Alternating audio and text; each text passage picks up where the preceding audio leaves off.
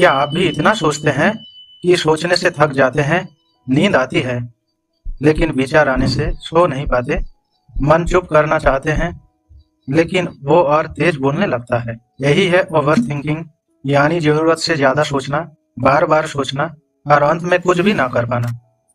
श्रीमद् भगवद गीता अध्याय 2 में श्री कृष्ण कहते हैं, व्यवसायत्मिका बुद्धिरेकः कुरु नंदन।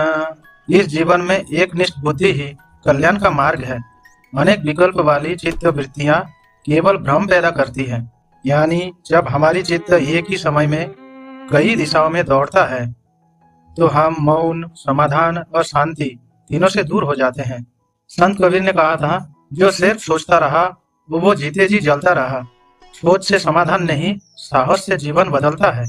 वैज्ञानिकों के अनुसार एक सामान्य मनुष्य हर दिन में लगभग 60,000 विचार सोचता है और उनमें से 90% विचार काल के जैसे ही होते हैं।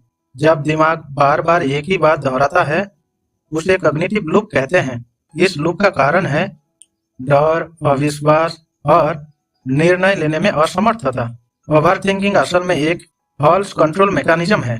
हम सोचते हैं जितना ज्यादा सोचेंगे उतना बेहतर निर्णय ले पाऊंगा, लेकिन होता उसका उल्टा है। हम उलझते हैं, थकते हैं और अंत में रुक जाते हैं। थिंक लाइक ए मंक किताब में जय शेट्टी लिखते हैं, over thinking is the art of creating problems that don't exist. अर्थात हम ऐसी कल्पना के बारे में ज्यादा सोचते हैं जिसका वास्तविक कोई अस्तित्व नहीं होता। ऑटोमेटिक हैबिट्स नामक किताब में लेखक कहते हैं, क्लियरिटी और एक्शन, यानी सोचने से नहीं चलने से रास्ता दिखता है। स्वामी विवेकानंद का कहना था, here is death, here is sin, here is hell, here is unrighteousness. अर्थात भय ही मृत्यु है, भय ही पाप है, भय ही नरक है और भय ही अधर्म है। और ओवर थिंकिंग भय से ही जन्म लेता है। ओशो कहते हैं, मन स्वभाव से सोचता है, लेकिन आप सोचने वाले नहीं है, आप दृष्टा है, देखने वाले हैं।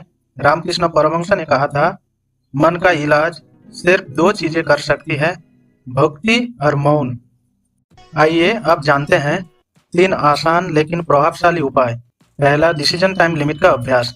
कोई भी विचार 5 मिनट से ज्यादा सोचने लायक नहीं है। निर्णय ना मिले तो छोड़ दे, फिर से दोपहर में सोचे। इससे मन बार बार सोचने से बचेगा। दूसरा उपाय है ब्रेन डंप, अर्थात मस्तिष्क को या दिमाग को खाली करना। रात को सोने से पहले दिन भर जो भी परेशानियां, उलझने हैं, उन्हें कागज पर लिख दे। मन कहेगा, अब मुझे याद रखने की जरूरत नहीं। तीसरा और अंतिम उपाय है एक विचार, एक श्वास और ध्यान। जब मन भटके बस श्वास पर ध्यान दे।